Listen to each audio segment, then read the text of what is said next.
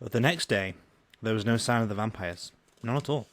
Claire checked the portal networks, but as far as she could tell, they were down. With nothing concrete to do, she helped around the house, cleaning, training, running errands. Richard Morel came around to check on them. He looked a little better for having slept, which didn't mean he looked good, exactly. When Eve wandered down, she looked almost as bad.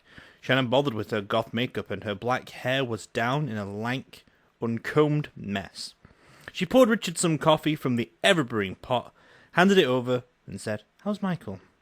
Richard blew on the hot surface in the cup without looking at her. "He was at City Hall. We moved all the vampires we still had into the jail for safekeeping." Eve's face crumpled in anguish. Shane put a hand on her shoulder, and she pulled in a damp breath and got control of herself. "Right," she said. "That's probably for the best. You're right." She sipped from her own battered coffee mug. "What's it like out there?" Out there meant beyond Lot Street, which remained eerily quiet. "Not so good," Richard said. His voice sounded hoarse and dull, as if he'd yelled at the edges of it. "About half the stores are shut down, and some of those are burnt or looted. We don't have enough police and volunteers to be everywhere. Some of the store owners armed up and are guarding their own places. I don't like it, but it's probably the best option until everybody settles down and sobers up. The problem isn't everybody, but it's a good portion of the town who's been down and angry a long time. You heard they raided the Barfly?" "Yeah, we heard," Sheen said. "Well, that was just the beginning. Dolores Thompson's place got broken into, and then they went into the warehouse and found the bonded liquor storage. Those who were inclined to deal with all this by getting drunk and mean have had a real holiday." "We saw the mobs," Eve said, and glanced at Claire. About your sister." "Yeah, thanks for taking care of her. Trust my idiot sister to go running around in a red convertible during a riot. She's damn lucky they didn't kill her." Well, they would have. Claire was certain of that. "I guess you're taking her with you?" Richard gave her a thin smile. "Not the greatest house guest." Actually, Monica had been very quiet. Claire had found her curled up on the couch, wrapped in a blanket, sound asleep. She looked pale and tired and bruised, and much younger than Claire had ever seen her. "She's been okay," she shrugged. "But I'll bet she'd rather be with her family." "Her family's under protective custody downtown. My dad nearly got dragged off by a bunch of yahoos yelling about taxes or something. My mother..." Richard shook his head, as if he wanted to drive the pictures right out of his mind. "Anyway, unless she likes four walls and a locked door, I don't think she's going to be very happy. And you know Monica, if she's not happy, nobody is." Shane finished for him. "Well, I want her out of our house. Sorry, man, but we did our duty and all. Past this point, and she'd have to be a friend to keep crashing here. Which, you know, she isn't. Ever." "Then I'll take her off your hands." Richard set the cup down and stood. "Thanks for the coffee. Seems like that's all keeping me going right now." "Richard," Eve rose too. "Seriously, what's it like out there? What's going to happen? With any luck, the drunks will sober up or pass out, and those who've been running around looking for people to punish will get sore feet and aching muscles, and go home and get some sleep." "Not like we've had a lot of luck so far," Shane said. "No," Richard agreed. "That we haven't. But I have to say, we can't keep things locked down. People have to work, the schools have to open, and for that we need something like normal life around here. So we're working on that. Power and water's on, phone lines are back up, TV and radio are broadcasting. I'm hoping that calms people down. We've got police patrols overlapping all through town, and we can be anywhere in under 2 minutes. One thing though, we're getting word that there's bad weather in the forecast, some kind of real big front heading towards us tonight. I'm not too happy about that, but maybe it'll keep the crazies off the streets for a while. Even riots don't like rain." "What about the university?" Claire asked. "Is it open?" "Open and classes are running, believe it or not. We passed off some of the disturbances as role-playing in the disaster drill, and said that the looting and burning was part of the exercise. Some of them believed us." "But no word about the vampires?" Richard was silent for a moment, and then he said, "No, not exactly." "Then what?" "We found some bodies before dawn," he said. "All vamps. All killed with silver or decapitation. Some of them, I knew some of them. Thing is, I don't think they were killed by Bishop. From the looks of things, they were caught by a mob." Claire caught her breath. Eve covered her mouth. Who? Bernard Temple, Sally Christine, Tianmar, and Charles Effords. Eve lowered her head to say, Charles Effords? Like Miranda's Charles? Her protector? Yeah. From the stated bodies, I'd guess he was the primary target. Nobody loves a paedophile. Nobody except Miranda, Eve said. She's going to be really scared now. Yeah, about that. Richard hesitated, then plunged forward. Miranda's gone. Gone? Disappeared. We've been looking for her. Her parents reported her missing early last night. I'm hoping she wasn't with Charles when the mob caught up to them. You see her, you call me, okay? Eve's lips shaped the agreement, but no sound came out. Richard checked his watch. Got to go, he said.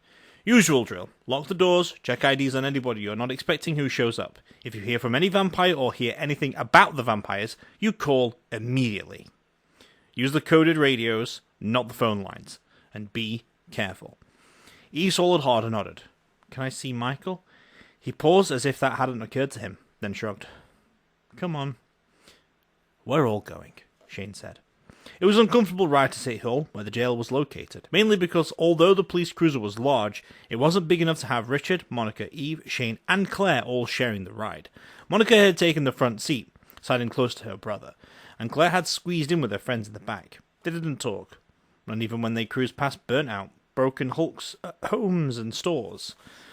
There weren't any fires today, and any mobs that Claire spotted. It all seemed quiet. Richard drove past the police barricade around City Hall and parked in the underground garage. I'm taking Monica to my parents, he said. You guys go on down to the cells. I'll be there in a minute. It took a lot more than a minute for them to gain access to Michael, the vampires. All 5 of those the humans still had in custody were housed in a special section, away from daylight and in reinforced cells.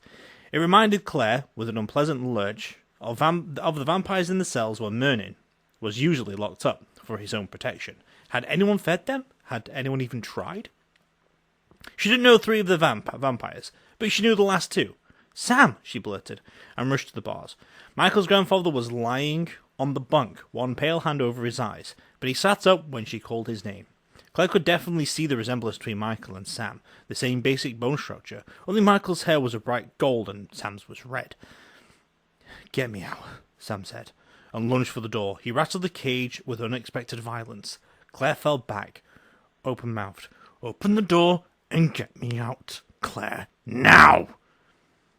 Don't listen to him, Michael said. He was standing at the bars of his own cell, leaning against them, and he looked tired. Hey, guys, did you bring me a lockpick and a cupcake or something? I had the cupcake, but I ate it. Hard times, man. Shane extended his hand. Michael reached through the bars and took it.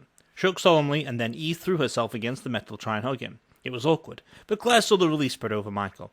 No matter how odd it was with the bars between the 2 of them. He kissed Eve, and Claire had to look away from that, because it seemed like such a private kind of moment. Sam rattled his cage again. Claire, open the door. I need to get to Amelie. The policeman who had escorted them down the cells pushed off from the wall and said, Calm down, Mr. Glass. You are not going anywhere. You know that. He shifted his attention to Shane and Claire. It's been like that since the beginning. We had to trank him twice. He was hurting himself trying to get out. He's worse than all the others. They seem to have calmed down. Not him. No. Sam definitely hadn't calmed down, as Claire watched. He tensed his muscles and tried to force the lock, but subsided in panting frustration, stumbled back to his bunk. I have to go, he muttered. Please, I need to go. She needs me. Amelie. Claire looked at Michael, who didn't seem to be nearly as distressed. Sorry to ask, but are you feeling like that? Like Sam? No, Michael said. His eyes were still closed. For a while there was this call, but it stopped about 3 hours ago. Then why is Sam... It's not the call, Michael said. It's Sam. It's killing him, knowing she's out there in trouble and he can't help her. Sam put his head in his hands, the picture of misery. Claire exchanged a look with Shane. Sam, she said. What's happening? Do you know? People are dying. That's what's happening, he said. Amelia's in trouble. I need to go to her. I can't just sit here. He threw himself at the bars again, kicking hard enough to make the metal ring like a bell. Well, that's where you're going to stay, the policeman said, not exactly unsympathetically. The way you're acting, you'd go running out into the sunlight, and that wouldn't do her or you a bit of it good, now would it? I could have gone hours before sunrise. Sam snapped. Hours ago! And now you have to wait for dark. That earned the policeman a full-out vicious snarl. Sam's eyes fled into bright crimson. Everybody stayed back, and when Sam subsided this time, it seemed to be for good. He withdrew to his bunk, lay down, and turned his back to them. Man, Shane said softly. He's a little intense, huh? Well, the policeman told them, and Richard, when he rejoined them, all the captured vampires had been at about the same level of violence at first. Now it was just Sam. As Michael said, it didn't seem to be Amelia's summons that were driving him. It was fear for Amelia herself. It was love. Step back, please, the policeman said to Eve. She looked over her shoulder at him, then at Michael. He kissed her and let go. She did take a step back, but it was a tiny one. So, are you okay? Really? Sure. It's not exactly the risk, but it's not bad. They're not keeping us here to hurt us, I know that. Michael stretched out a finger and touched her lips. I'll be back soon. Better be, Eve said. She mock bit at his finger. I could totally date someone else, you know. And I could rent out your room. And I could put your game console on eBay. Hey! Shane protested. Now you're just being mean. See what I mean? You need to come home, or it's total chaos. Dogs and cats living together. Eve's voice dropped to a, but not quiet, to a whisper. And I miss you. I miss seeing you. I miss you all the time. I miss you too, Michael murmured, then blinked and looked at Claire and Shane. I mean, I miss all of you. Sure you do, Shane agreed. But not in that way, I hope. Shut up, dude. Don't make me come out there. Shane turned to the policeman. See? He's fine. I was more worried about you guys, Michael confessed. Everything okay at the house? I have to burn my blouse, Monica borrowed, Claire said. Otherwise, we're good. They tried to talk a while longer, but somehow Sam's silent, rigid back turned towards them made conversation seem more desperate than fun. He was really hurting, and Claire didn't know, short of letting him go for a jog in the noontime sun, how to make it any better. She didn't know where Amelia was, and with the portal shut, she doubted she could even know where to start looking. Amelia gathered up an army. Whatever Bishop hadn't grabbed first, but what she was doing with it was anybody's guess. Claire didn't have a clue. So in the end, she hugged Michael and told Sam it would all be okay, and they left. If they stay calm through the day, I'll let them out tonight, Richard said. But I'm worried about letting them roam around on their own. What happened to Charles and the others could keep on happening. Captain Obvious used to be our biggest threat, but now we don't know who's out there, or what they're planning, and we can't count on the vampires to be able to protect themselves right now. My dad would say that it's about time the tables turned, Shane said. Richard fixed him with a long stare. Is that what you say too? Shane looked at Michael and at Sam. No, he said. Not anymore. The day went on quietly. Claire got out her books and spent part of the day trying to study, but she couldn't get her brain to stop spinning. Every few minutes, she checked her email and her phone, hoping for something, anything from Amelia. You can't just leave us like this. We don't know what to do. Instead, keep moving forward. Like Shane had said, they couldn't stay still. The world kept on turning. Eve drove Claire to her parents' house in the afternoon, where she had cake and iced tea, and listened to her mother's frantic flow of good cheer. Her dad looked sallow and unwell, and she worried about his heart, as always. But he seemed okay when he told her he loved her, and that he worried, and that he wanted her to move back home. Just when she thought they'd got past that, Claire exchanged a quick look with Eve. Maybe she would talk about that when things get back to normal. As if they were ever normal in Morganville. Next week? Dad nodded. Fine. But I'm not going to change my mind, Claire. You're better off here, at home. Whatever spell Mr. Bishop had cast over her father, it was still working great. He was single-minded about wanting her out of the glass house. And maybe it hadn't been a spell at all. Maybe it was just an old parental instinct. Claire crammed her mouth with cake and pretended not to hear and asked her mum about the new curtains. That filled another 20 minutes. And then Eve was able to make excuses about needing to get home. And then they were in the car. Wow, Eve said. I started the engine. So, are you going to do it? Move in with them? Claire shrugged helplessly. I don't know. I don't know if we're going to get through the day. It's kind of hard to make plans. She wasn't going to say anything, truly. She wasn't. But the words had been boiling and bubbling inside her all day. And as Eve put the car in drive, Claire said, Shane said he loved me. Eve hit the brakes, hard enough to make their seatbelts click in place. Shane, what? Said, what? Shane said he loved me. Okay, first impressions fantastic. Good, that's what I was hoping you'd said. Eve took a deep breath and let upon the brake, steering out into the deserted street. Second impressions. Well, I hope that you two, how could I put this? Watch yourselves? You mean don't have sex? We won't. Claire said it with a little bit of an edge. Even if you wanted to. I mean, he promised, and he's not going to break that promise. Not even if I say it's okay. Oh? Oh. Eve stared at her, wide-eyed for way too long. Road safety. You're kidding. Wait, you're not... He said he loved you, and then he said... No, Claire said. He said no. Oh. Funny how many meanings that word could have. This time it was full of sympathy. You know, that makes him... great? Superbly awesome? Yeah, I know. I just... Clue threw her hands up. I just want him, okay? I'll still be there in a couple of months, Claire. At 17, you're not a kid. At least in Texas. You put some thought into this. Not me, Eve said, and gave her an apologetic look. Shane? You mean you talked about this with Shane? You gave him some girl guidance. I mean, he's taking this really seriously. A lot more seriously than I expected. He wants to do the right thing. That's cool, right? I think that's cool. Most guys, it's just whatever. Claire clenched her jaw so hard she felt her teeth grinding. I can't believe I talked to you about it. Well, you're talking to me about it. He's a guy! Guys occasionally talk, believe it or not. Something more than pass the beer or where's the porn. Eve turned the corner and they cruised past a couple of slow blocks of houses.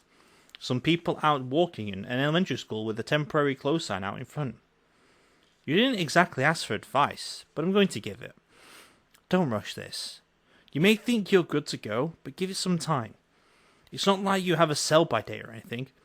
Despite her annoyance, Claire had to laugh. Feels like it right now. Well, duh! Hormones! So how old were you when? Too young. I speak from experience, Grasshopper. Eve's expression went distant for a second. I wish I'd waited for Michael. That was, for some reason, kind of a shock, and Claire blinked. She remembered some things and felt deeply uncomfortable. Did Brandon? Because Brandon had been her family's protector vampire, and he'd been a complete creep. She couldn't imagine how much worse than having Brandon be her first. No. Not that he didn't want to, but no. It wasn't Brandon. Who? Sorry. Off limits. Claire blinked. There wasn't much Eve considered off limits. Really? Really. Eve pulled the car up to the curb. Bottom line, if Shane says he loves you, he does. Full stop.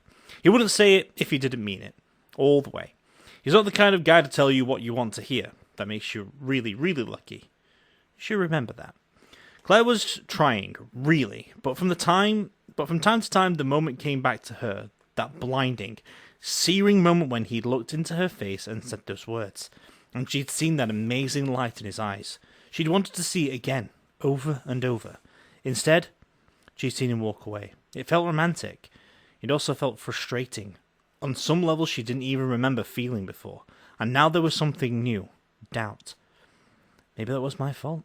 Maybe I was supposed to do something I didn't do. Some signal I didn't give him. Eve read her expression just fine. You'll be okay, she said, and laughed just a little. Give the guy a break. He's only the second actual gentleman I've ever met. It doesn't mean he doesn't want to throw you on the bed and go. Just means he won't, right now. Which you have to admit is kind of hot. Put in those terms, it kind of was. As it got closer to nightfall, Richard called to say he was letting Michael go for the second time. The three of them piled into the car and went racing to City Hall. The barricades had mostly come down, according to the radio and television. It had been a very quiet day, with no reports of violence. Store owners, the human ones anyway, were planning on reopening in the morning. Schools would be back in session. Life was going on, and Mayor Morrell was expected to come out with some kind of speech. Not that anybody would listen. Are they letting Sam out too? Claire asked, as Eve parked into the underground lot. Apparently, Richard doesn't think he can really keep anybody much longer. Some kind of town ordinance, which means law and order really is back in fashion. Plus, I think he's really afraid Sam's going to hurt himself if this goes on. And also maybe he thinks he can follow Sam to find Amelie. Eve scanned the dark structure. There are a few dark tinted cars in the lot, but then there always were. The rest of the vehicles looked like they were human-owned. You guys see anything? Like what? A big sign that's saying, "This is a trap"? Shane opened his door and got out, taking Claire's hand to help her. He didn't stop it. He didn't drop it once she was standing beside him. Not that I wouldn't put it past some of our finer citizens, but no, I don't see anything. Michael was being let out of his cell when they arrived, and they were hugs and handshakes. The other vampires didn't have anyone to help them, and looked a little confused about what they were supposed to do. Not Sam. Sam, wait!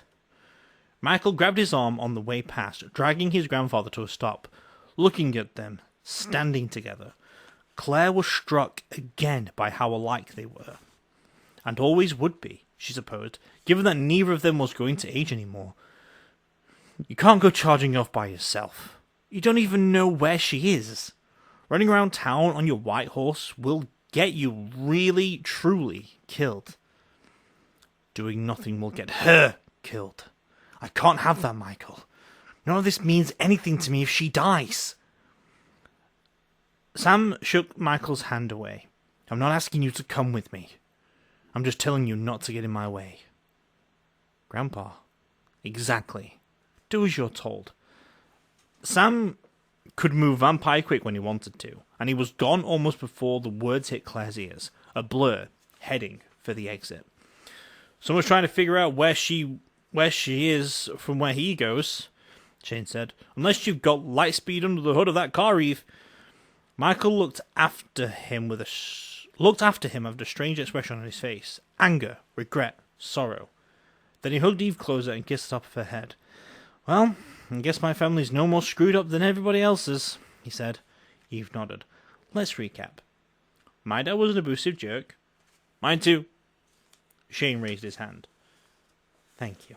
My brother's a psycho backstabber, Shane said. You don't even want to talk about my dad. Point. So in short, Michael, your family is awesome by comparison. Blood-sucking? Maybe, but kind of awesome. Michael sighed. Doesn't really feel like it at the moment. It will. Eve was suddenly very serious. But Shane and I don't have that to look forward to. You know? You're our only family member now. I know, Michael said. Let's go home. Hello everyone, thank you for listening to the audio file or audio reading I've done of a Rachel Kane book. I'm putting this in there, so if you want to skip past this bit and move on to the next video, that's fine by me. This is just like a cancer plug, because I want to do this, as well as also I have to do this, because the thing you've just listened to is illegal for me to do without having a charity case behind it, which I don't want it to be like a situation like, oh, I'm only doing this for the sake of cancer, which I'm actually doing this for the sake of cancer, but I did cancel this series a long, long time ago. It came to my recent attention that I should redo this in a better format, and I feel like now is a perfect opportunity to actually restart this in the worst possible way. Back in 1st of November, back in 2020, Rachel Kane sadly passed away to a rare bone cancer called sarcoma. Now, in the description below is going to be a link that you can. It's going to be a link so you can support the research into helping people survive and defeat sarcoma bone cancer and soft tissue cancer cells and all that stuff. So that's just going to be in the description right there down below. It is in pounds for those American ones, but obviously PayPal and all the research still goes to the same thing, because once it's being cured, once they found a cure for it or found an easier solution for it and stuff like that, it does get sent around all around the world, because everyone works on the same thing all over the world. It's just that this charity is based in UK. I live in the UK, so it still goes to the same goal to beat sarcoma for a long time, and I feel like this is the best opportunity to work with it for any Rachel Kane books that we do during the Morganville series or any future series that we do. Obviously, this is even going to be in the future series if we do them. So any book that we do by Rachel Kane is going to have this at the end, just to plug a little bit of a cancer support for people with sarcoma, because it is a rare cancer, and there is not a very good survival rate. So just putting that in there to help people or to support the issues that are out there, because I'm not going to get any money from these videos at all, even in like the present when I'm not getting any money of this recording, or in the future, if possibly I do. But this is not what I'm about. This is all about for what Rachel Kane succumbed to in the end. So hopefully that as a team together we can beat sarcoma and end one of the cancers that are killing people, because no one likes that. But anyway, have a good day.